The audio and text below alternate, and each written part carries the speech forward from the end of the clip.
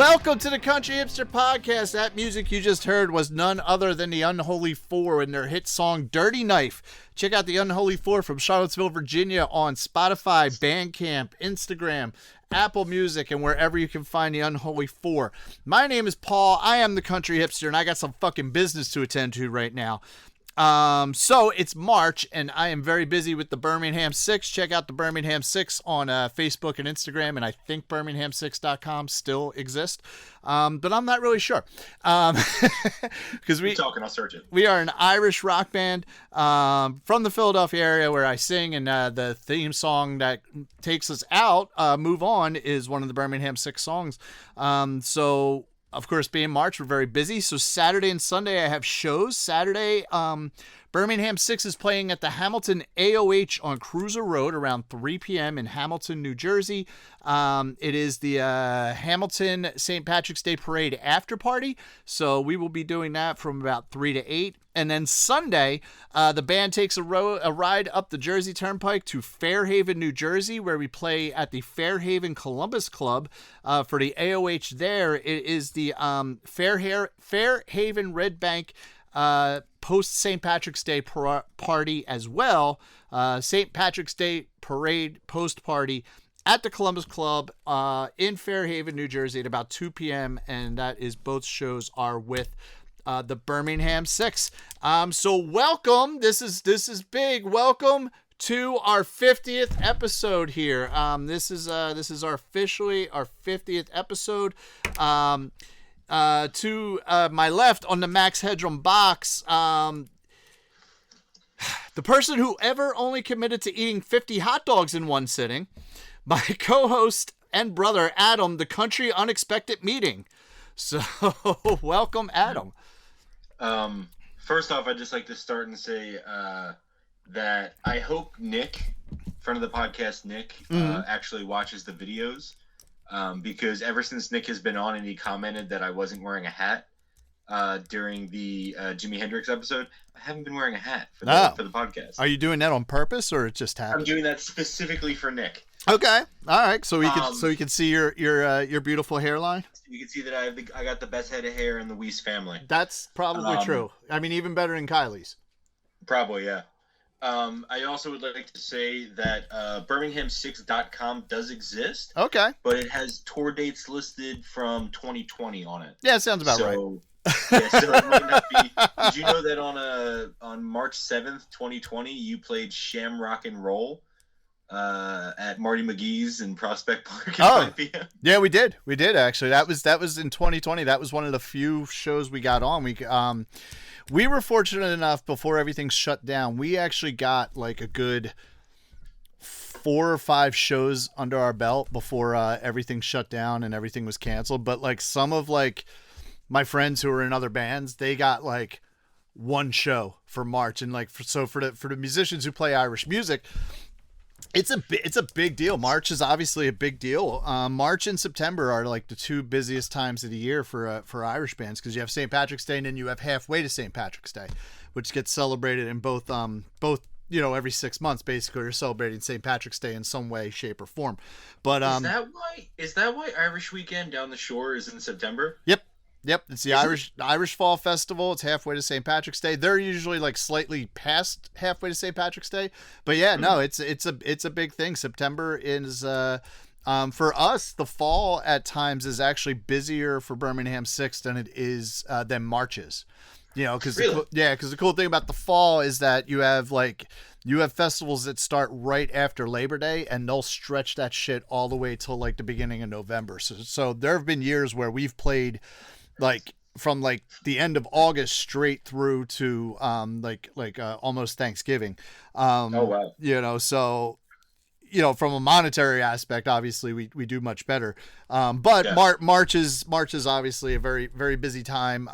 This year there's actually 3 weekends of St. Patrick's Day, because like the second, it was on a Saturday, so you have the 2nd, the 9th, and then the 16th are all like the Saturdays, with St. Patrick's Day being on a Sunday. So we're getting like 3 weekends in there.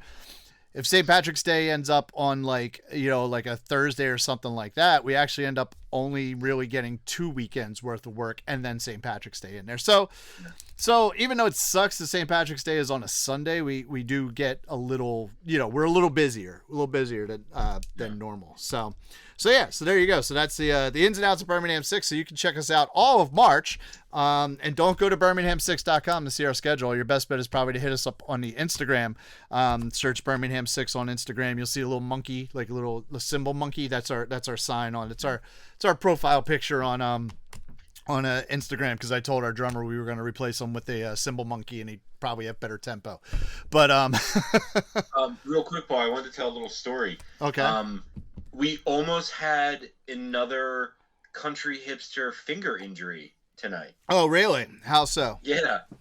So Paul was cooking dinner one night, cut his finger. I had to pick him up from the ER. I cut my finger at work one night. Tonight I was making dinner, and I was cutting a loaf of sourdough bread. Okay. And it was very resilient. Yes. Also, the knife that I was using isn't very sharp. Even though it's a serrated one too. Right, it's a serrated bread knife. Yeah. Not very sharp.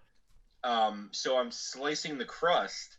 I'm going to get that initial cut into the crust, and the blade skips and goes right across my left middle finger. I don't know if you can see that. Yep, I can see that. Yep. There's a little chip in my nail. Yep. That's the worst. So we almost had a third country hipster finger injury. We should that should be a new factor, is like how many fingers are going to be injured through season 1. That could be like another like fact of this. But back to it, which I'm glad your finger is not cut off, so I'm not trying to make light of it. But we are in our 50th episode, and Jack is the one who told us that our 50th episode we're supposed to make a big deal about, and then it's like every 100 you make a big deal about.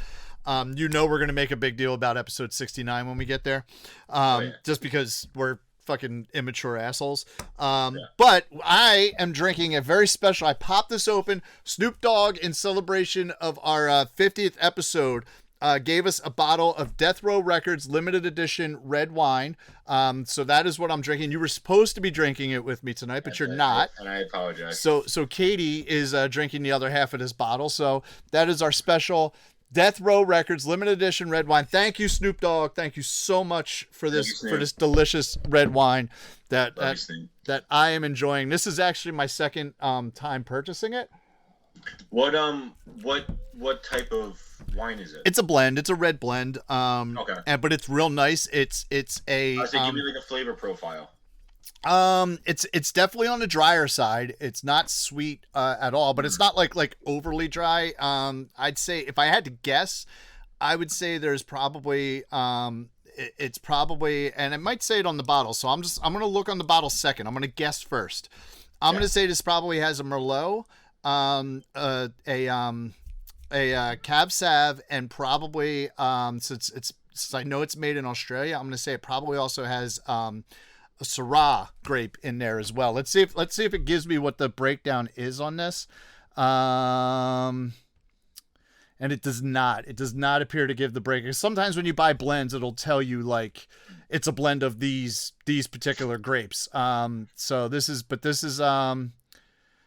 Oh no, I'm sorry. This is done in California. This is a Sonoma, California. I thought this was Australia. I thought they actually basically got a vineyard in Australia to do this, but no, it is actually in Sonoma, California. So I'm wrong about that. It says it is vented and bottled by Death Row Records. So maybe they've been growing grapes for a little while there. Suge Knight maybe started the grapes, and then when Snoop Dogg bought Death Row Records, he decided to finally make wine out of it. Who knows? But so there's probably, if knowing that now that it's California, I'd say there's probably almost definitely Merlot in there, and definitely then probably some Pinot Noir. You should get some really nice Pinot Noirs out of California. I like the idea of Snoop Dogg purchasing Death Row Records, and like he just goes there like the first day, like the day he signs the lease or signs the agreement or whatever. And he's just like, oh, I got to grab something from the basement. And there's just a room that he never saw before filled with grapes. Right. Like, what the fuck is this now? Yeah. But no, it is really good. And like for a blend, and it's fucking, it's Death Row Records wine. It's kitschy. it's definitely a marketing gimmick. But it's fucking good for a marketing gimmick, and it's like I said, this is actually my second time purchasing this. Um, I'll tell you a funny story about this time too. So the first time I purchased it was like they put like the ad out there, Death Row Records wine, limited edition, get it, and then it's gone. So like we bought like 4 bottles of it. And then we drank 1 bottle right away, and then like the other 2 we kind of like slowly went through, but we had like 1 left that we were holding on to. And then they like Death Row Records wine has come out with a champagne, which I had no desire whatsoever to get, because I'm just not a big champagne guy. I'm not even a really big white wine guy. But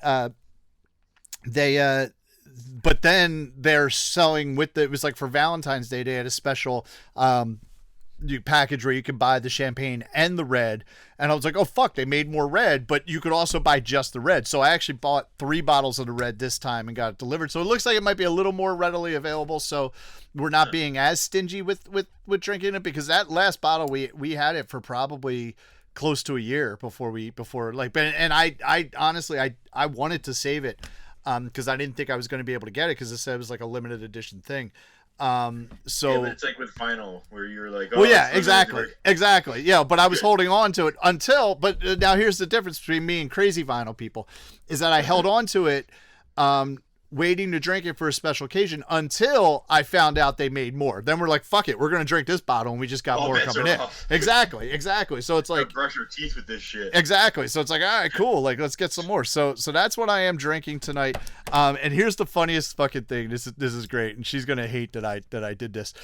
Or that I'm telling this story, but I don't care. So what you could do is when you're buying the wine on their website, which I forget what it is, it's probably like deathrowwine.com or some shit like that. I don't know. I always click like whatever email they send me.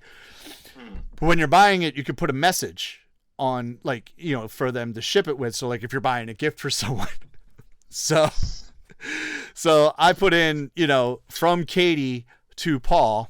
And the message is, for the best D I ever got. And like, it came, it comes UPS or FedEx, so you have to sign for it and show your ID and all this kind of stuff. And so like, then I open it up and I bring the card to her. I'm like, oh, thank you for that. And she's like, oh my God, I can't believe you like had to, you put that message on there. I was like, oh no, here's the best part. Someone had to print that out and put it in our box. And she was like, oh my God, Jesus Christ. So that do you ever see like I've seen them on like Instagram reels where there's like a guy like buying a greeting card, and he has the person like who's ringing him up. He's like, hey, I got really bad penmanship, can you write a message for me? And they're like, oh yeah. And he always starts with like, roses are red, violets are blue. And then he just gets like super vulgar with it. And they always start cracking up like, oh shit. That's great. So, but yeah, that's basically what I'm doing there with the, but this is delicious. I'm sorry that you're not sharing it with me, but it is good. I will drink it up for you. So we're not here to actually talk about Death Row Records wine, or really even to celebrate our 50th episode, which is still kind of cool. It's we're not even done season 1, although like I think we recorded the pilot like right around this time a year ago, and then we released it on March 30th. So we've been doing this for about a year now, and we're on episode 50, which is cool. We still have after this, I believe you had mentioned it a minute ago. Will episode 69 be in season 1? No. Okay. It will be season 2, because we only have 10 more of our records left, so that brings us up to 60. And I know we'll have definitely 3 random records, which will bring us up to 63. I think there's maybe a possibility for a 4th one, but I don't really anticipate that happening. I mean, it could, but like, so really we're looking at season 1 as we're redefining the meaning of a season, at probably around 64, 65 episodes. So, season 2 will hit 69. So, or it should be in season 2. If we go more than 64 episodes, I think I might just fucking shut this shit down for a while. But at any rate, we are here to talk about an album called by a band called River City Extension, called The Unmistakeable Man. And this was my pick last week. which evened up the numbers, which is why we have exactly 10 records left, 5 for each of us, 5 for Adam, 5 for me. And this was one of my picks. So I got the factoids for you. Which I'm very excited to see the factoids because I Googled the band, like how I usually look up notes, and I'm sure it is you too. You search it on Wikipedia. Yeah. And I can't, like, the album doesn't have a hyperlink. Nope. The band has a Wikipedia. But so I'm very interested to hear what you got about for factoids. Yeah, there's not a whole lot. But here we go. So the factoids: The Unmistakable Man by River City Extension out of Tom Rivers, New Jersey, was released in 2010 on New Jersey independent label XOXO Records. So I looked up XOXO Records, and I don't believe they are around anymore. They are now defunct. What's that? Said thanks, COVID. Yeah, thanks, COVID. I don't even know if it was because of COVID, but we'll blame COVID. So they, the band in general has 5 releases out there. Nautical Sabbatical, which was an EP, which came out in 2009. The Unmistakable Man, which is their first full-length album, came out in 2010. They did a split 7-inch with Kevin Devine, who is from the indie rock band Bad Books, but also does like some solo stuff. That came out in 2011. Real quick, speaking of Kevin Devine and Bad Books, do you know who else is in Bad Books with Kevin Devine? No idea. Andy Hull, the lead singer of Manchester Orchestra. Okay, there you go. Kevin Devine is like a big name in the like indie emo. Yeah, scene. I gathered that basically from what was on the Wikipedia there. So that's I was showing Katai a couple of videos last night of I was showing her a video of the lead singer of Gaslight Anthem playing a brand new song live. Okay. And then I was showing her a couple of videos of brand new performing in a studio with Kevin Devine, because Kevin Devine would do like almost listening to the original and then listening to the version with Kevin Devine. It's almost like an Elvis Presley-esque 2-step. Interesting. Version of a brand new song. So yeah, he's a big name in that scene. Okay, cool. So they did a split 7-inch with Kevin Devine. Then they had their follow-up full-length, Don't Let the Sun Go Down on Your Anger, which came out in 2012. And then their last album, Deliverance, came out in 2015. And upon the release of Deliverance, the band basically broke up. They toured very extensively with the first album. And were the first artist to ever perform like at the Newport Folk Festival and the Warped Tour. Apparently, if you do the Newport Folk Festival, you don't do the Warped Tour, or vice versa. So that shows like the diversity of the band in general. It speaks to their diversity and the fact that they kind of cross genres with a lot of what they do. That they were. We will get into in a little bit once you're done with factoids. Yeah, that they were the band that the first band to play both the Newport Folk Festival and be on the Warped Tour. Other festivals of note that they did while touring, they played Bonnaroo, they played Austin City Limits, they played South by Southwest, as well as the Bamboozle Tour or festival, whatever it was. So these are like bigger festivals that this band from Tom Rivers, New Jersey, that a lot of people don't know about, was playing on. Now here's the best part. They toured as support for some friends, for some of the bands who are friends of the podcast that we've covered. Those bands include Brand New, Max Bemis of Say Anything, Alkaline Trio. As you mentioned, Kevin Devine, they were touring with Manchester Orchestra. And also, fucking Steel Train. They toured with fucking Steel Train. Really? Now, aside from friends of the podcast, they've also toured with the Get Up Kids, who are a Pennsylvania-based band, Blind Pilot, Kevin Devine solo stuff, and probably I know a lot of these bands are big, but probably one of the bigger bands that kind of surprised me. It doesn't surprise me for River City Extension, but surprised me that they were able to be a supporting act for would be the Avett Brothers. They toured with the Avett Brothers. Oh, okay. So this album has 13 tracks, and like you said, it's a wide fucking. It is. It's a weird gallery of people. It is all over the place. This album has 13 tracks, and on this album, River City Extension had 8 band members, which is a lot for a band. So that consisted of drums, guitar, which was acoustic and electric, bass, keyboards, cello, trumpet, auxiliary percussion, as well as 2 vocalists. You had Joe Michelelli, I think is how you say his name, who was basically the acoustic guitar player, songwriter, and main singer, as well as Sam Taccone, which I hope I'm saying that right. She also was basically just a singer, and she did a lot of backup as well as some lead vocals as well, or parts in lead vocals.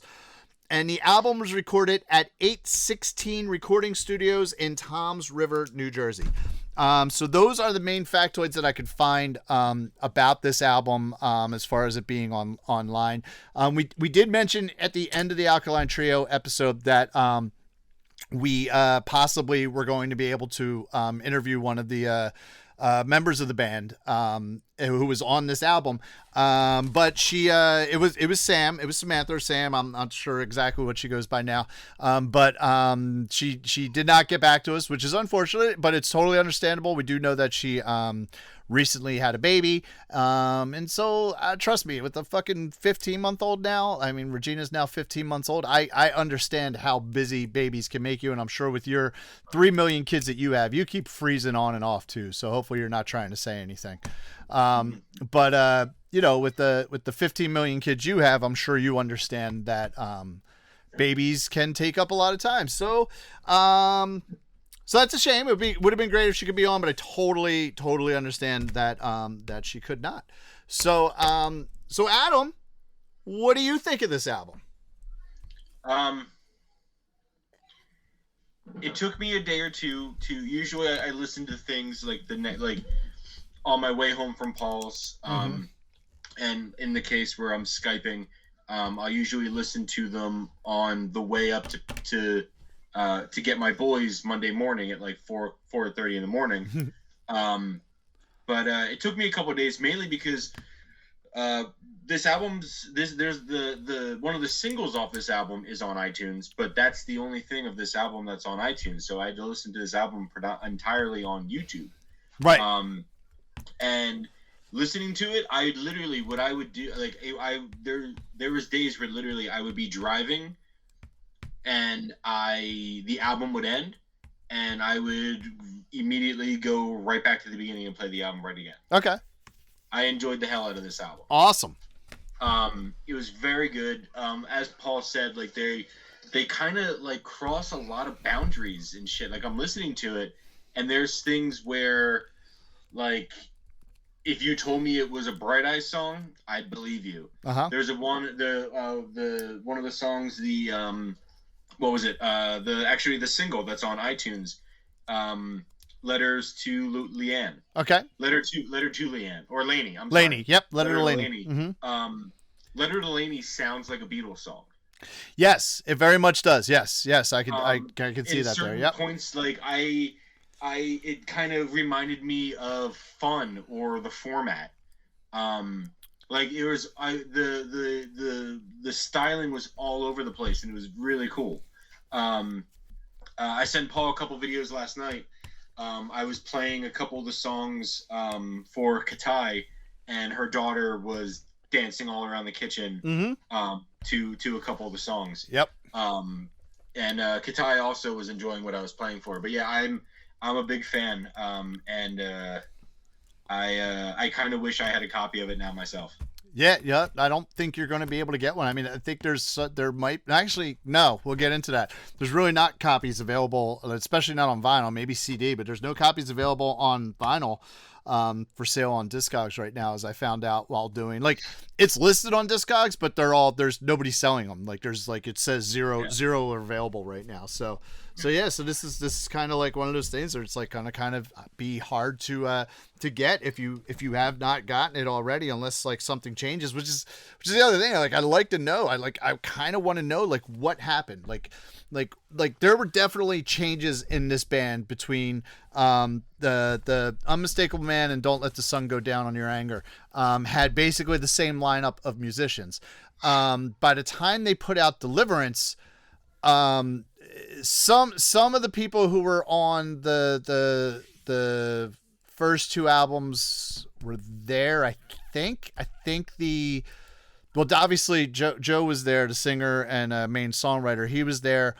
I want to say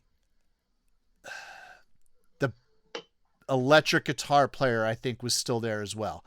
But other than that, the band had like completely changed. They were down to like a 5-piece band, so it was basically uh, Joe on acoustic guitar. They had an electric guitar. They had keyboards, bass, drums. Oh, 6, and they had a violin player.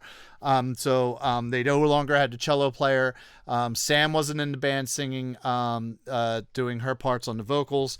The trumpet player wasn't there anymore. The auxiliary percussion was gone. But they were still decent. I honestly, I didn't really listen to Deliverance all that much, which was their last album. Honestly, I don't think, if I listened to it through, I might have only listened through one time, and I just didn't really care for it. But Joe also said, when talking about Deliverance and doing interviews like leading up to Deliverance, that it was a change for the band, because you do two albums that were similar, which I do understand and I do respect, because they did two albums that were kind of similar in what they did. That so at some point musically, you either need to evolve or devolve or just keep doing the same thing. He decided to evolve to a different sound, or a little bit of a different sound, which I definitely respect, because at some point it just gets stagnant, right? Like you have for example, you have the Rolling Stones, who are still putting albums out, but like the new albums sound just like the old shit. It's like they haven't done anything. Nobody knows what they fucking, like. I heard their most recent albums, like, oh my god, this is the best album in like so many years. Well, when you've been doing it for 70 fucking years, of course you're gonna, you're gonna have something that sounds pretty decent. But like, that's kind of the thing. Like, it's still all the same kind of thing. It's still the Rolling Stones. Nobody, everybody still wants to hear fucking something off of Sticky Fingers. They don't want to hear necessarily stuff off the new album, which is one of the reasons why I kind of like have a lot of respect for the Who, because they stopped putting albums out. They're like, all right, cool. Like you know what I mean? Like, we're just going to keep regurgitating the same shit over and over. So we're just gonna do like tours that are like anniversary tour of this, or a reunion tour, or a greatest hits tour, and so on and so forth. So I respect that aspect of it, to know what you're doing, and just be like, this is what we are and this is what we're gonna do. But I also respect the fact that, like, you could say, we're not going to keep doing the same thing over and over again. We got to change as a band. Perfect example of that too is U2. I don't particularly care for U2 after Rattle and Hum, but Achtung Baby came out, and even though in retrospect, going back and listening to Achtung Baby, it's not such it's not a huge departure from the Rattle and Hum and the old stuff. Once you get into Zoo TV, fucking forget it. It's like a completely different band. But Achtung Baby definitely was a turn. It wasn't a 180, but it was like a hard right turn from the sound. Whereas when you get to Zoo TV, that's like a fucking, or Zooropa, whatever the fuck it's called, that's like a fucking 180, and they're doing something completely different. And all of their stuff after that, I could not identify with and didn't really get into. And again, I don't really like Achtung Baby, but I respect U2 for not wanting to, once again, to not wanting to redo the Joshua Tree, to not want to redo Sunday Bloody Sunday, to not want to put War out again. Do you know what I mean? So I do respect it. It's whether or not I like it. So I think that's kind of what happened with Deliverance, is that I just, as much as I respect it, I just didn't like it. I just didn't like it as much as I liked the first two albums, and I think that was generally a consensus. But that brings me back to, I would like to know what's the backstory. How did what happened to the members of the band? How did you go from this 8-piece band that had all this different feel to it and all this different music to what it turned out to be, and then eventually just being nothing? And why can't you find it on streaming?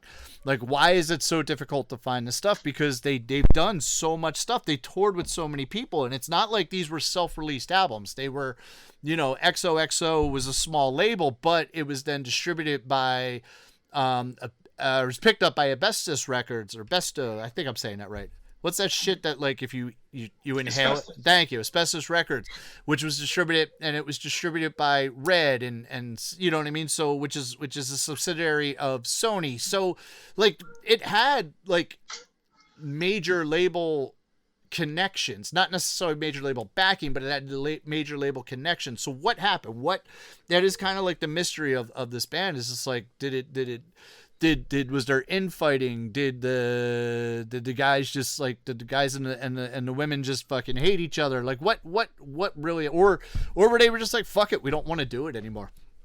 So it is very interesting like that you can't really find this stuff readily on streaming, and not all of it. You can find bits and pieces. Like I think if you go on Spotify you can listen to Nautical Sabbatical, which is like a I think it's like 4 or 5 song EP, and actually one of River City's Extension's best. Is it 7? Okay.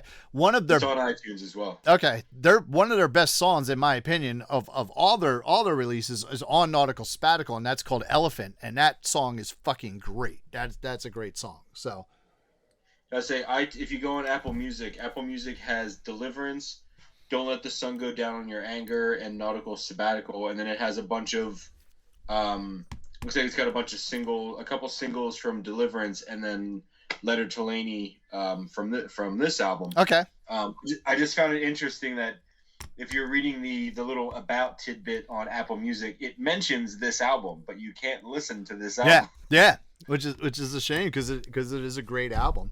So it's really fucking good. So obviously it's on my 25. So I love this album. This is probably one of my all-time favorite albums. Like if we actually ranked our all-time favorite albums, this was probably in the top 10 for me. Oh wow! You know, I don't know if it's in the top 5, but it definitely hits the top 10 for me. So the way that I found River City Extension, so on April 25th, 2010, I went to see Floggin' Molly at the Hard Rock Casino and Hotel in Atlantic City. So, or House of Blues. It was like Hard Rock Cafe or Hard Rock Hotel. It was the House of Blues, and Floggin' Molly was playing, and River City Extension was actually opening the show. I had no idea who they were, didn't know who they were, but they like came out and it was about a week or so before the album was actually being released. So you couldn't buy the album from them there that day because it wasn't being released. But like they were the first band, and I do like to check out the opening bands, especially if it's someone I don't know. And they came out, and like I just remember looking and being like, "Oh my god, look at all these fucking people and all these different instruments. Like, is that a cello? Like, is that dude have a fucking how many fucking people does Flogging Molly have? They have a lot, but you know, Irish music has a lot. You know, the Floggin' Molly has Dave King. Flogging Molly has acoustic and electric guitar, bass, drums, violin, accordion, and banjo. So they have 7 members. Yeah. So, but that's different. You kind of expect that with Irish music and even Irish rock. I mean, look at the Pogues. I think the Pogues were like 8 to 10 members as well. Yeah.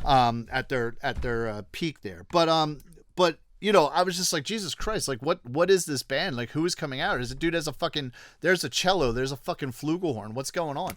And they were playing and they started their set. I'm like, all right, this is kind of cool. But the thing that fucking got me, this is what got me. This fucking, it was like fucking, they threw out the line and they fucking hit me. Like, and I was fucking hooked.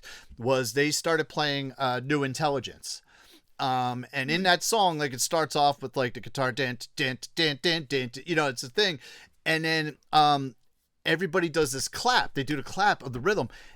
Every single fucking person who didn't need to be exactly playing in that moment did the clap, did it fucking perfectly on time. And it was so fucking audible in this fucking room with probably like, you know, 3,000 people in it. I've seen Take It Back Sunday in that room. It's a decent sized room. Yeah, and it was just fucking tight, and it was beautiful. And every single member of that band when they were playing looked like they were fucking into it. They were so fucking into every single note, every single word, every single song that was being played. Every single member of that band, that 8-piece fucking band, was fucking invested in what was going on, and it was one of the best live shows for an opening band that I've ever seen in my entire life. You know what that description reminds me of? What's that? Zach, our brother Zach showed me a video one time of the band Arcade Fire, who also has 1,000 members. Yeah. Um, Arcade Fire performing their song "Wake Up" Okay. with David Bowie, Neat. and same thing. Like people, like the people who aren't mic'd are like singing with their whole heart. Yep. Like as if they're trying to be heard, and just like everybody, like there's a dude who literally all he does is play like a fucking tom and a tambourine. Yeah. And his fucking heart is there. Yeah, and it's amazing, and it is so like nice to see. But yeah, so that was my first experience with the band, and I didn't actually get this album till almost a year later. I actually bought it at a Hot Topic. Really? Yeah, so it was like I think I had started my vinyl collection again. But like I said, they didn't have the album available at the Flogamali show. Otherwise I would have bought one that night from them. I didn't buy any other merch, which in retrospect I feel bad doing, but I did go over to where they were sitting at the merch table, and I did meet Sam, cause I had to. Also I had to, it was like, I need to meet that girl. So I had to meet her. Wait, let me tell you, two of the songs that are on my top 3, they're on my top 3 because of her vocals. Mm-hmm. Yep.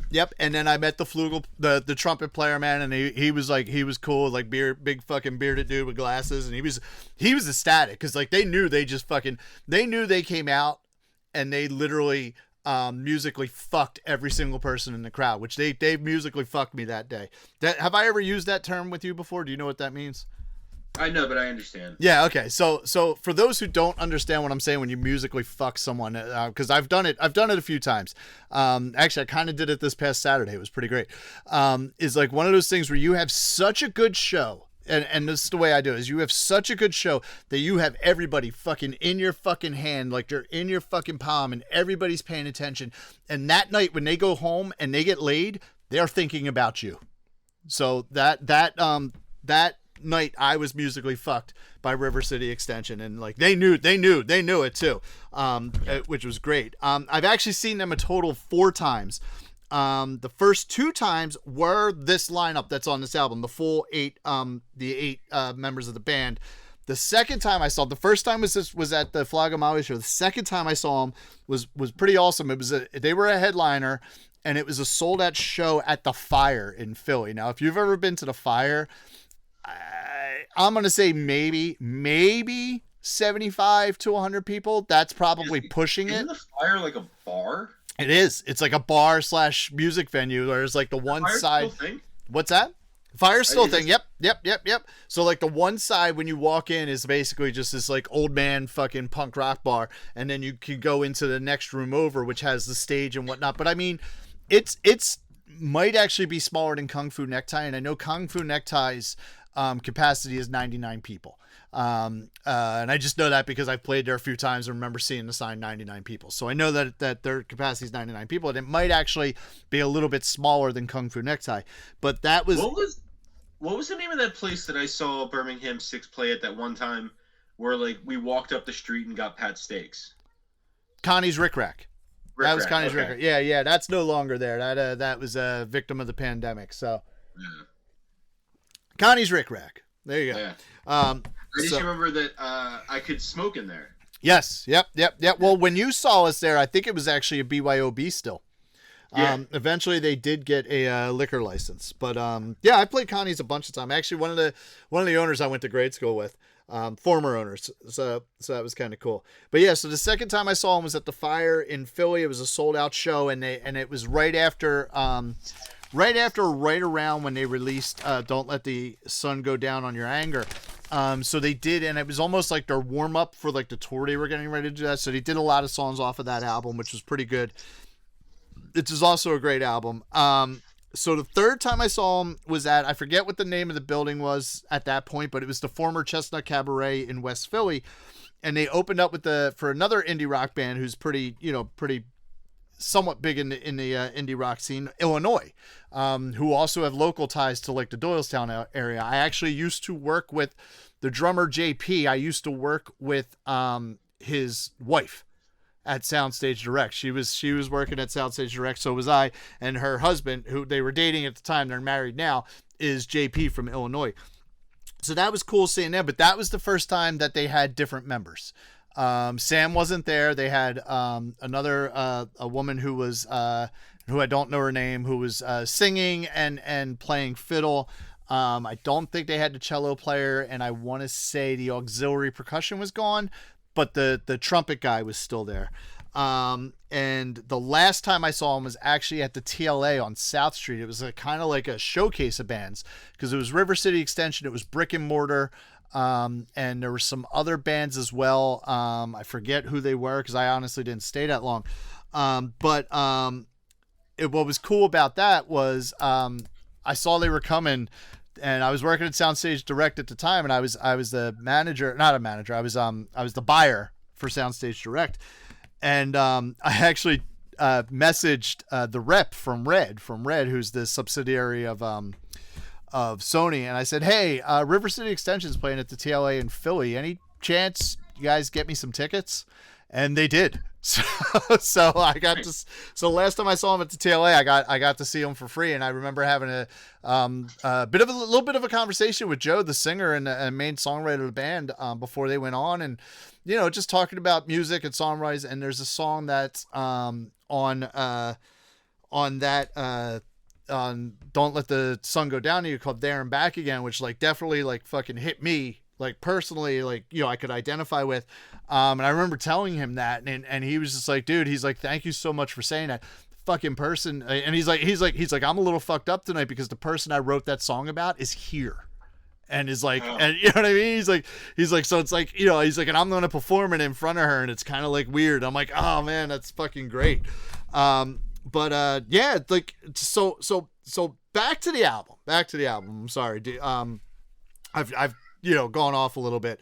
You can tell I'm excited about this album and this band. Yeah. So these lyrics are they're so and that's one of the things that gets me. Aside from the music being literally all over the place, but in a good way, the lyrics and stories are just identifiable, and they're strong. These what I would say, because at this point, 2010, I want to say the Joe was probably in his early 20s, maybe mid 20s, and I know some of these songs were written probably before they went to record the album in 2009.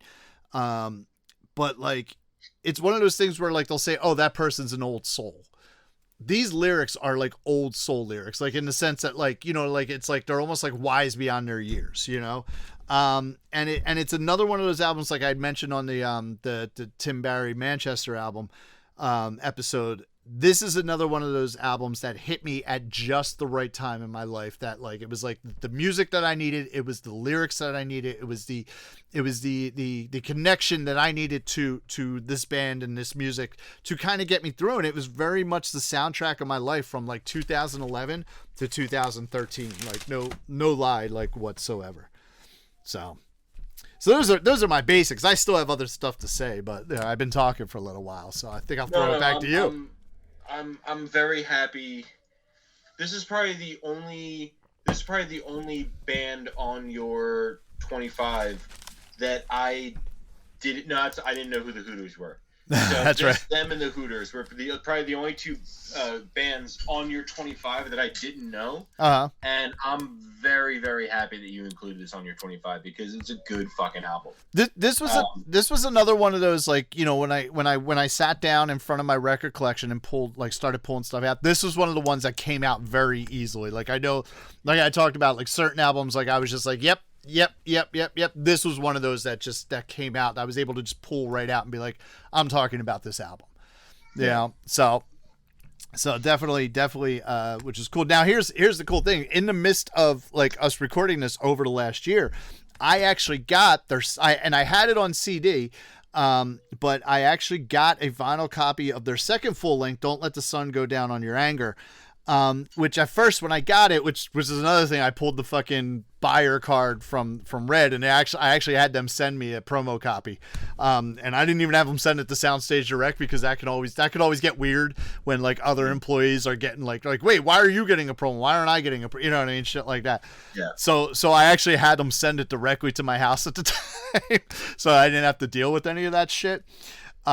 But they sent me a CD of the album, and I think I got it like a couple days before it was like fully released. So I like felt like a big guy, like, oh, I got it 3 days before the official release day. Like, look at You're me. like, oh, I knew it before it came out. I'm a fucking country hipster. My name is Paul. Exactly. At that point, I was the fattest hipster in Fishtown. So now I'm the country hipster. So it works.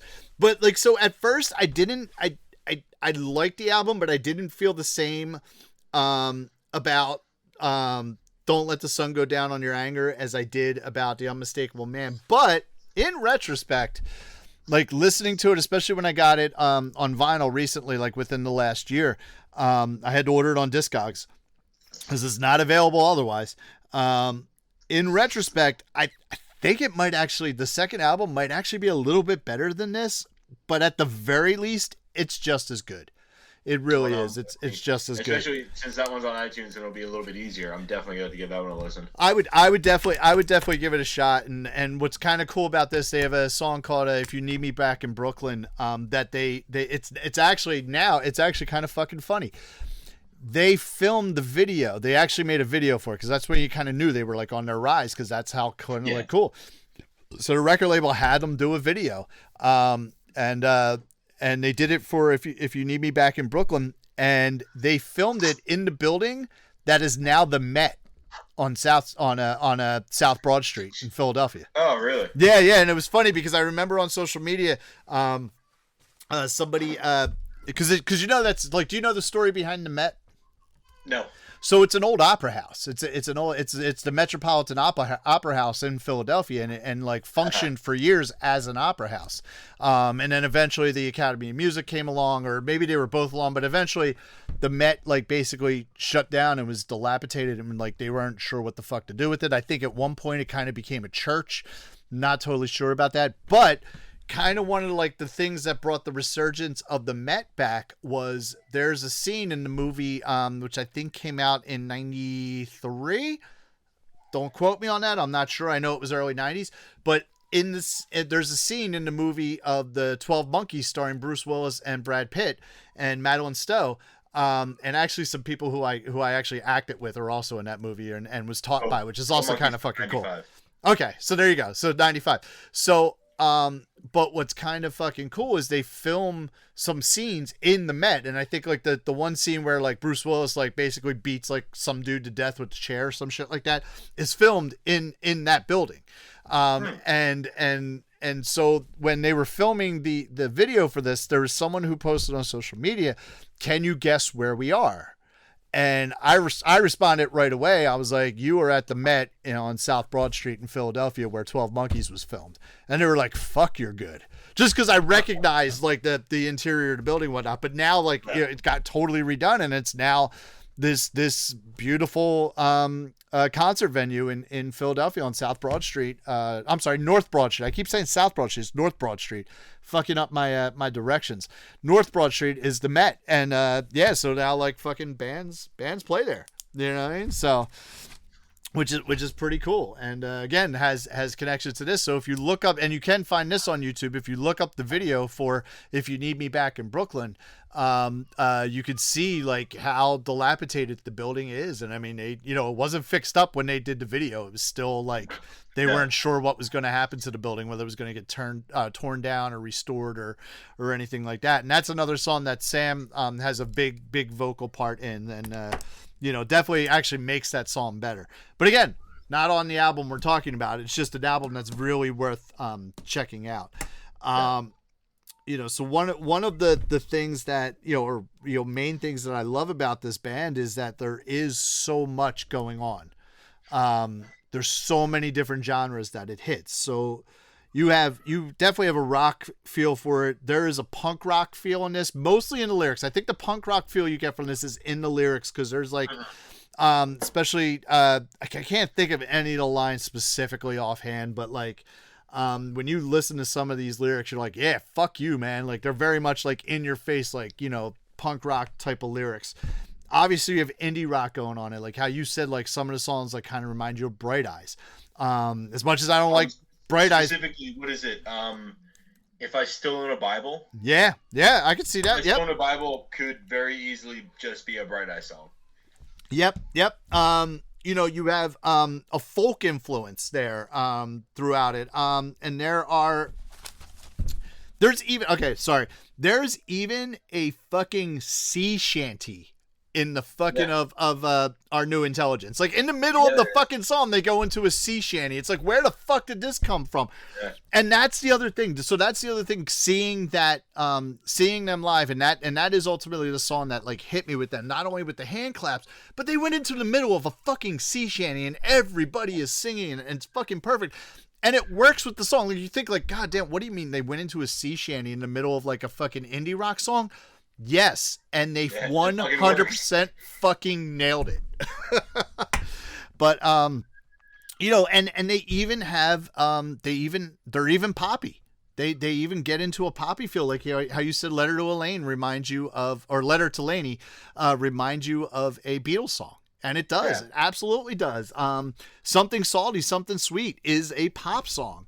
And then you have the heartfelt ballads that are on there as well, which I basically put down here. Like the heartfelt ballads remind me of like Bright Eyes and Elliott Smith, between the sound and the guitar playing. When with Today I Feel Like I'm Evolving is like that. Like if Elliott Smith wrote that song, it would be like everybody would love it. They'd be like the next Miss Misery. But it was this little band from New Jersey who like did some stuff, but people have seemed to have forgotten about. And another, there's 8 of them. They're not so little. Yeah, I know, right?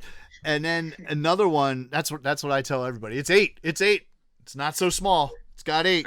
And then Waiting for the Airport is another, like, Waiting at the Airport is another real real like ballady type of song that has a definite, Elliott Smith, Bright Eyes type of feel to it as well. Which I do love Elliott Smith, and I like that one album from Bright Eyes. So, it's the stuff is there, but even their lesser songs, I would say their lesser songs are still super good and a lot of fun. Yeah. So when picking a bottom for this album, it's very much just not the best song on the album, but not a bad song type pick. Yeah. Oh no, absolutely. I mean, in my, I'll be honest with you. I had a more difficult time picking a top 3 and just leaving it to 3 than I did picking a bottom. I have a 3 and an honorable mention. Yeah. I have an honorable mention as well. Or do I have 2 honorable mentions? I have 1 honorable mention, but I easily could have like honorably mentioned so much. So it was definitely, but it was actually more difficult for me to pick a least favorite song than it was to pick a favorite song on this, or 3 favorite songs on this album. And then I had to, say, okay, I'm only doing 3 and an honorable mention. I can't name the whole fucking album. I mean, you could, but try not to.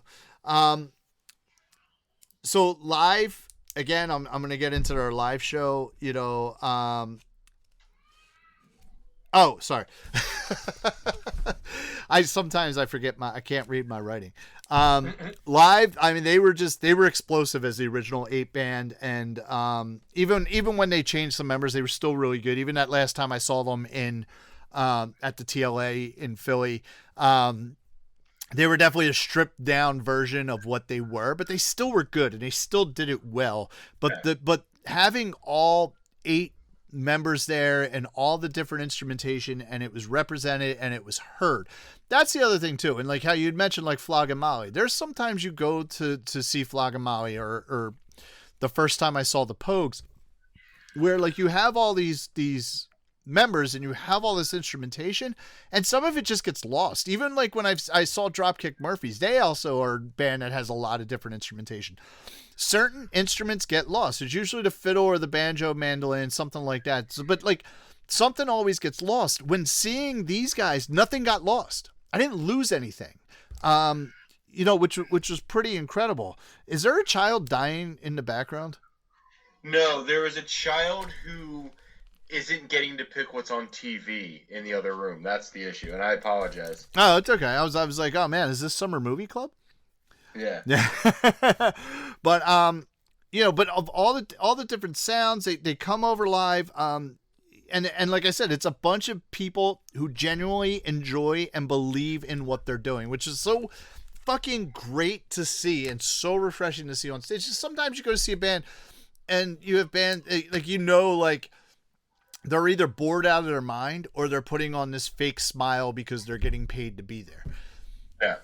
The greatest thing, especially the first 2 times I saw these guys, was just like every single fucking person was just into it. And like I said, they were invested, and they were invested in every single part of the song. And that really, that brings the crowd in my opinion. That takes everybody and goes, we're going to make you a part of what we're doing. We're like, we love this. We love this so much. And we want to share it with you, and we're going to make you a part of it. Yeah. When you're seeing somebody live and you can tell that they're just putting every single fucking ounce of themselves into that performance. Yep. It makes you want to like that band. Yes, absolutely. Absolutely. And that makes such a difference. And like I said, the first 2 times I saw these guys, it was definitely there. It's not that it wasn't there the last 2 times I saw them. It just wasn't the same. And like, it part of me kind of wishes I could see that original lineup again live, but I'm also kind of glad that I can't. And I'm also selfishly glad that nobody else can, because I got to experience. It's like one of those things where it's like, you know, are you living your life through your cell phone? Are you living your life through like a video that you're taking of a moment, or are you living in the moment? I can honestly say, and part of it was because I didn't really use my cell phone in 2010, 2011, 2012, 13 to take videos of bands. I just didn't. You know, I didn't have a flip phone. I had an iPhone or an Android or whatever, you know, smartphone I had at the time, but that's not what I used my phone for. So I am glad that I can say that, like, I lived in those moments of watching this band, and I have those things ingrained in my head. And like, I'm glad I did. I'm glad that I wasn't looking through my phone, and I'm kind of glad I can't go back and look, because it's like, dude, it's all right here. It's one of those things that in a way is also so impressionable on me that I can remember it. I can still look, I like, if I look out, I can still picture the stage. I know where I was standing. I was like I was a little bit off to like the like to my right, the like stage left. And I could see fucking Joe, and I could see Sam, and I could see the fucking auxiliary percussion player. They were the main 3 people I could see, and they're just so into it. And like I love that, like, I can think about that and see that, and that's because of the performance that they put out. And that was, you know, that was great, man. Like, I really, you know, this is another one I could go track by track and kind of like, you know, dissect, but I don't want to, because there's, you know, we only have so much time in the day. But you know, fucking great album, phenomenal album. Obviously, like, I've been talking about it a lot for the last like hour. So I'm obviously very super excited about this, and yeah, I mean, that's what I got. What the fuck? What is that? The fuck did you just do? Sorry, apparently Skype has emojis. I can also do this. Oh, Jesus Christ. I can do this. That's horrible. Yeah, you should stop that, because you're already freezing up a bunch as it is. Like, you're frozen again right now. You've been freezing this whole fucking episode, so. Oh, I'm sorry. It's all good. Ooh, what was that face you just made? Oh, did I make a face? I didn't even realize. You look like you took a sip of the wine and made like a. You know, because I'm towards the bottom here, and I think like. So what I usually do, so we got these glasses, Katie and I got these glasses, these stemless wine glasses, which I actually prefer to drink wine out of stemless wine glasses. I know people say like you should drink it with a stem glass because like your hand can like warm the fucking wine and then change the flavor. Not if you drink fast enough, motherfucker. You don't change the fucking flavor of the wine. You fucking take it to the head. Exactly. But like I prefer, but we got these glasses, and like our name is like Weiss is you can't really see it, but it's like etched into the glasses, so we have 2 of them. But like literally, like, I pour a bottle of wine for Katie, and I put like half the bottle in her glass and half the bottle in my glass when I use these glasses. So I'm probably kind of towards the end. I try to even it up. I've gotten pretty good at evening up the amount that we're getting. So that's probably a little bit of like, I'm at the bottom of the bottle type of, you know, there's a little sediment there. That's probably what that face was. So Paul, you obviously love this album. I really, really enjoy this album.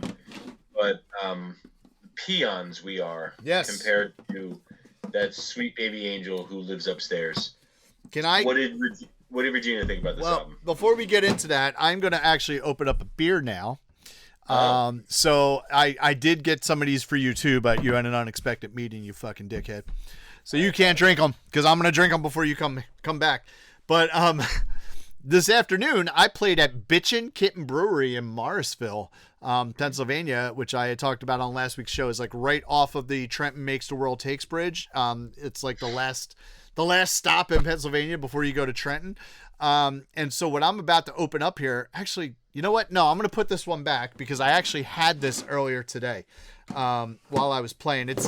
I'll tell you what it is. It's called Catter Up, and it's a baseball lager, and it's very drinkable. So all of Bitchin' Kitten Brewery's beers are, cat themed. Yes, exactly. Of some sort of another, which apparently the deal is the owners had this black cat, which is all over the labels, that was very bitchy and didn't like anybody. So that's why it's called Bitchin' Kitten Brewery. And the cat is featured on their labels. So this is the Catter Up. This is the baseball lager, which, like I said, I did have earlier today. It was very delicious. It was very good. Very drinkable lager. I think it popped in at about 5%. It's either 5 or 6%. It wasn't super high, but it was real easygoing lager. And then I also had their Japanese lager. They made a Japanese rice lager. I think it was a rice lager. I'm saying that, but I could be wrong. I know it was a Japanese lager at any rate, which is also very good too. I like the Catter Up a little bit better. So actually what I'm going to open up instead of the Catter Up, since I had it, I did not have this one. This is called Twisted Whiskers, which is a New England style India Pale Ale, which I generally do like IPAs. What's kind of cool about Bitchin' Kitten, besides the fact that they had me play there, and also we're going to be having an Ottsville Record Garage pop-up vinyl sale there in May. It's going to be like the third week of May, probably like the 18th or 19th of May. They also take a portion of their profits and they go to Forgotten Cats, which I believe is a rescue. Their mission is to humanely reduce the homeless cat population and help abandoned cats. So the cat on the back of this Twisted Whiskers is named Josephine and said, "Meet Josephine." Josephine is 5 to 6 years old. She is a sweet girl and loves, in capitals, full body pets. She wants. I love full body pets too. Same, Josephine. Yep. She wants all your attention and would do the best as a single cat. So if you have other cats, don't fucking do it. Don't get Josephine.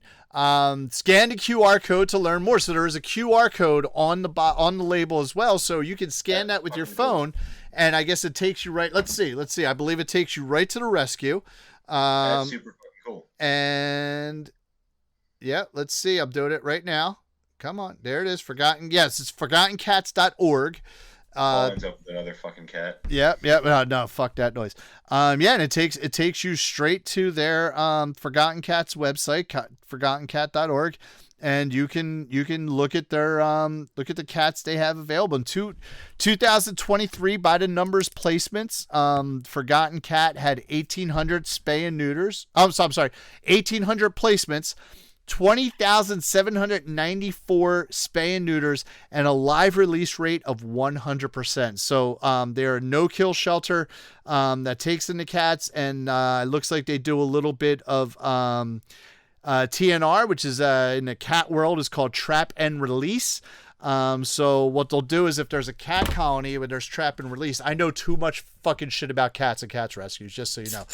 But to educate y'all, trap and release, what it means is, so when you see a colony of abandoned cats, doesn't necessarily mean that they're not being taken care of. A lot of these rescues will still take care of colony cats that are just out there. Forgotten Cats is probably one of them. Where I actually got my last 2 cats, which I can't fucking. It's gonna. The fuck is the name of that rescue? Because I would like to. Fuck. What are they called? Oh, this is gonna kill me. There's Forgotten Cats. Shit. A Better Life. A Better Life is the rescue where we got our two most recent cats, Charlotte and Miss Jackson. A Better Life is another rescue that specializes in TNR, trap and release. So what they'll do is they'll find a colony of cats, bunch of basically stray cats that are out there. Sometimes people dump them, sometimes they're just stray cats.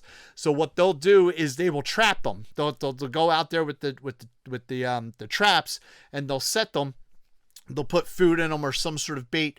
The cats go in, well, they can't get out. So then they take the cats, and the ones that are very feral and should definitely be outdoor cats, what they do is they spay or neuter them, and then they clip their ears. So they'll actually cut off a piece of their ear so people will know that they call them ear clipping, so that they know that they've been spay or neutered. And then they re-release them.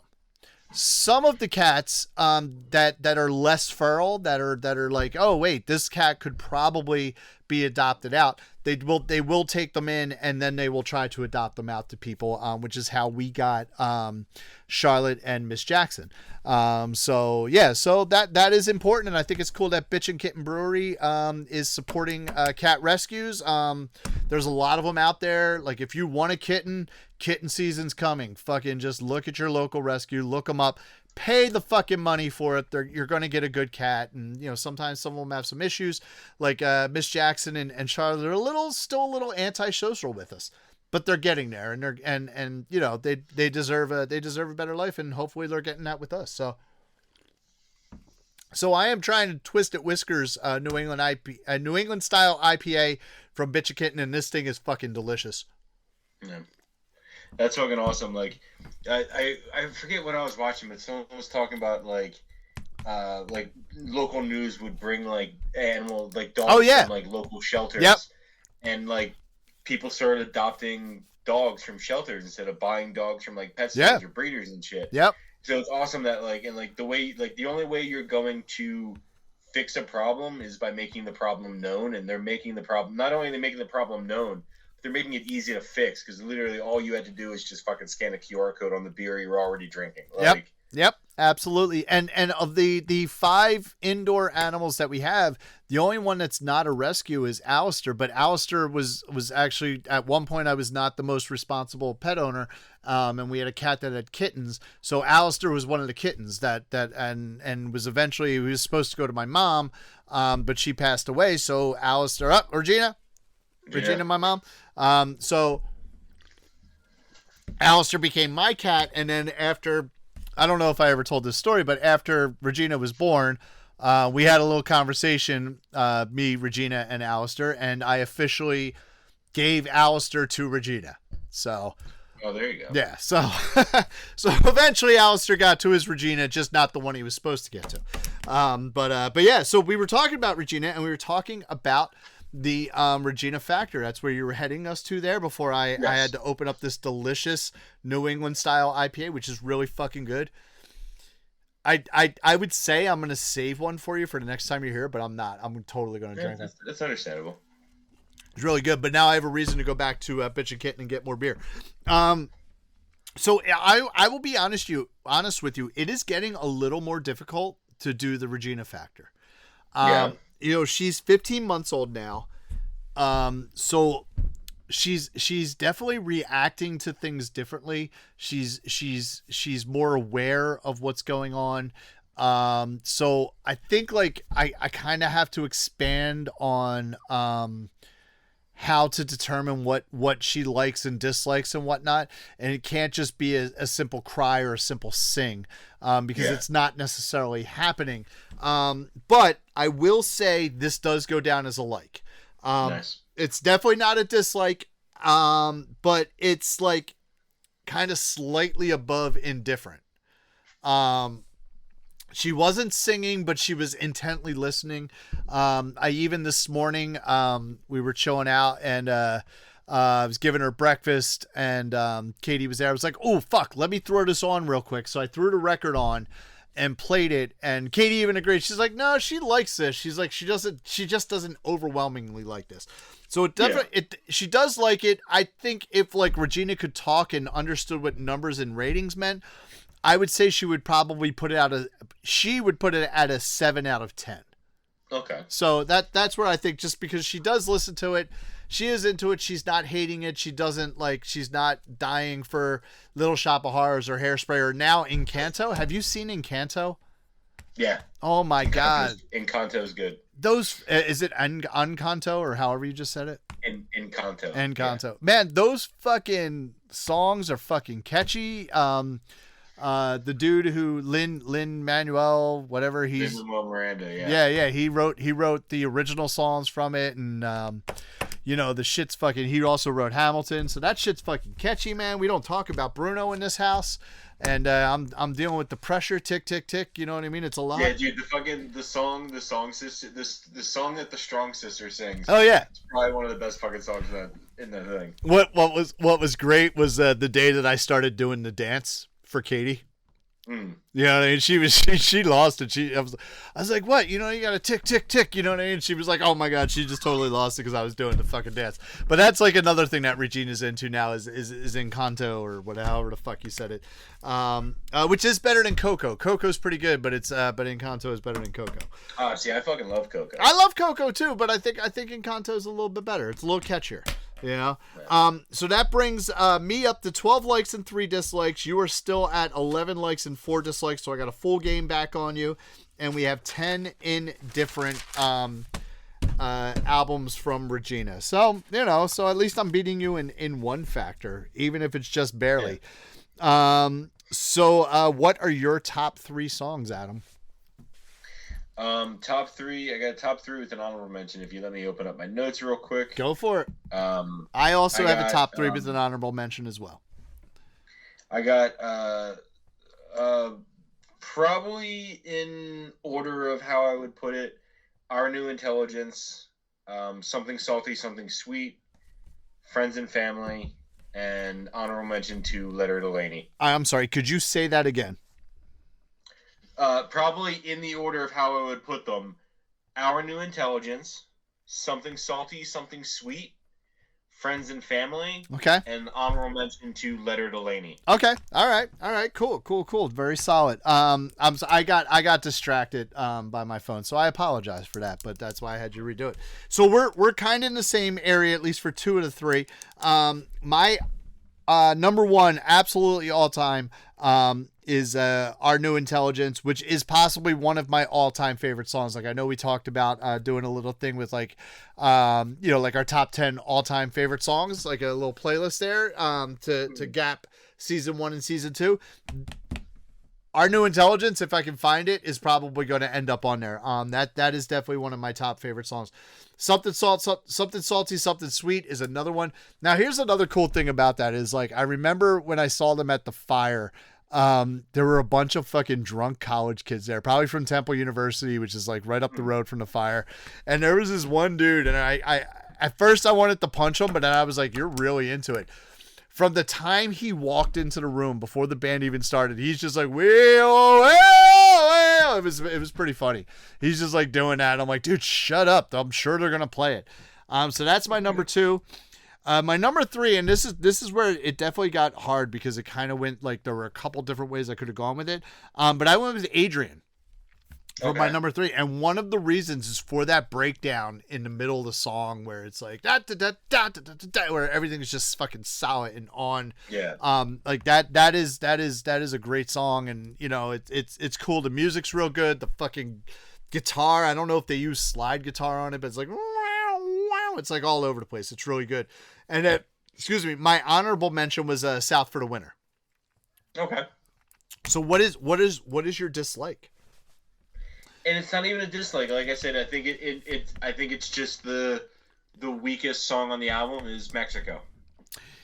All right. So when we picked this last week, the first thing that fucking popped into my head was my least favorite is Mexico. So I get that, but then I listened to an album, and then my least favorite was If I Still Owned a Bible. Mm-hmm. And then I kept listening to it, and ultimately what it came down to is my least favorite song on this album is Too Tired to Drink.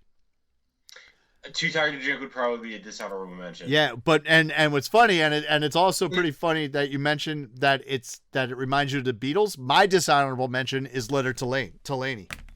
Honestly, Too Tired to Drink honestly kind of feels like the what is it, Worms?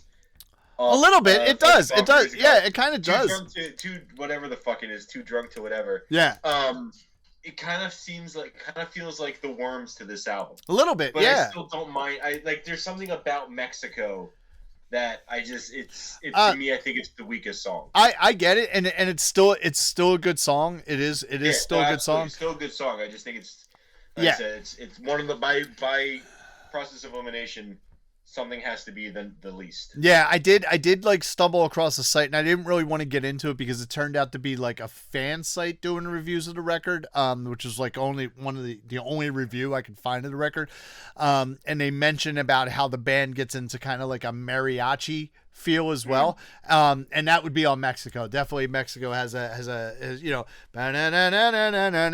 it definitely, we don't talk about Bruno on Mexico, even though because when you think about it, the Pogues also kind of go into a mariachi vibe with Fiesta, which I don't particularly care for Fiesta. If you I enjoy Fiesta. Yeah, if you remember on the Fiesta was on your bottom. It was my bottom. Yeah, it was my bottom on that album on the Fall from Grace with God. So yeah. So those are my dislikes there. But no, Mexico, like I said, when I first, because it's like I look at it as like, all right, what songs am I going to skip? Mexico, I'm not all the time, but sometimes I'm going to skip.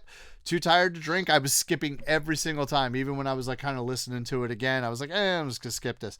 And Can I be honest with you? Yeah. When the first couple times I listened to this album, Our New Intelligence was my bottom. That surprises me. Because I'm like, I'm sitting there listening to it. I'm like, why the fuck does this go into a fucking sea shanty right in the middle of the goddamn song? And then honestly, what pulled me back was the fucking female vocals on it. Oh yeah, man. It does, and I'm like, no, like this yes, it's fucking weird that it takes such a hard left turn. Yep. But it fucking works. Yep. Like weirdly enough works, especially with the fucking female vocals on it. Never let you in, never let you find me, man. It's great. It's like a great like fucking hook, and it like bang, and then with Samantha singing it, it's just like, oh man, yeah, this so fucking works. Kind of like I said, look at go listen to Don't Let the Sun Go Down on Your Anger, because we're gonna have some time between episodes now. So go listen to that, and specifically listen to if you need me back in Brooklyn, because that song, if she doesn't have her vocal part in that song, that's not as good of a song. Plain and simple. I'll just say that there. So all right, let me grab my copy here. So is this a colored vinyl? For some reason, it would strike me that this is colored. Oh, it is. This is so what I have here, and this I actually did not realize. This is on white vinyl. It's just straight white vinyl. So I didn't realize this today until I looked it up. What I had here. This is a limited edition first pressing of the album. There were only 500 copies of this made. 100 copies were black vinyl and 400 were white. Now, of the black vinyl, what they did with the 100 copies that were black vinyl, they were used for mail order. So I guess anybody who ordered it off the River City Extension site or the XOXO site, they got black vinyl in the mail. The white vinyl, which honestly, I picked up at Hot Topic, was I guess they just, they took the 400 and this is what they did with them. There is also a white with smoke or a clear with smoke, something like that. There is another pressing, but it's not a first pressing. This is a legit limited edition first pressing. And it is white vinyl. Now, are you scared by that information, sir? Yeah. Because I would assume, because my when you told me how much the Steel Train album was worth, I was like, no one's heard of Steel Train. Like, yeah, no one may have heard of the River City Extension, but it's one of 400, you said, so. It is, but it's terrifying. But unfortunately, it's not that terrifying because enough people don't know about River City Extension, even though they did open for fucking Steel Train. I guess when you record with Taylor Swift, your albums become worth more money when they're obscure. The Very Good Plus vinyl, which this is probably, as much as I played this, it might be very good at the best. I don't know that it would hit Very Good Plus, honestly, just like if I was going to resell it. But now here is the thing.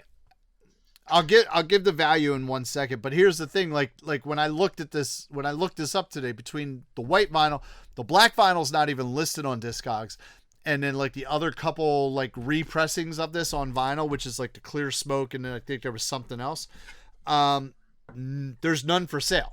Nobody has any for sale. So this is probably one of those things where if I wanted to sell it, I could probably overprice it because of supply and demand. But that's not what we're doing here. We're talking just straight whatever the suggested retail is on Very Good Plus, which is what we've done all along. The Very Good Plus suggested retail on this is $14.95, bringing it up to $15, which is less than what I paid for it. That brings my running total to $748, and your running total is still at $911, which still puts you at plus $163 on our Discogs value, which I don't think I'm going to make up that difference by the end of the season. So never say never, man. Never say never, but I don't think it's going to happen. So before I grab the box of Mike, I just want to let everybody know that whatever we pull from the box of Mike will not actually be airing until the end of the month. So right around the year mark of when we release the pilot, will the next episode with Adam be airing. The next 2 weeks are going to be random record episodes. Due to my very busy Irish music schedule with Birmingham 6. So next Sunday, we usually film on Sundays. Next Sunday, I am going to be in North Jersey at Fairhaven. The following Sunday is St. Patrick's Day. We're not going to film either one of those days. And Adam, of course, is still working nights. So it is what it is. So it's going to be a couple weeks before we're back in the garage to film here, and it will be whatever I pull from the box of Mike in 1 second. Let me get up and get it.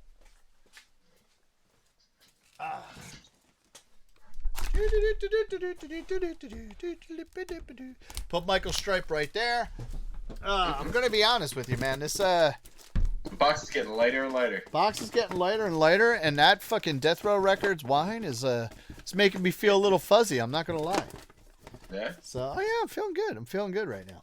So I also had a couple beers when I was playing. So that tends to add to it.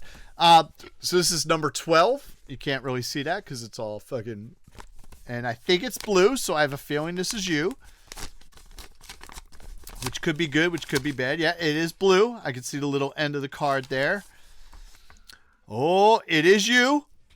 And it is a booze and vinyl. So hopefully in a couple weeks, Tom is available so we can bring Tom back into the fold.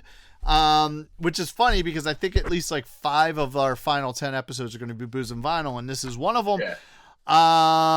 We also have possibly a special guest, which I guess is good that we can give him a couple weeks notice.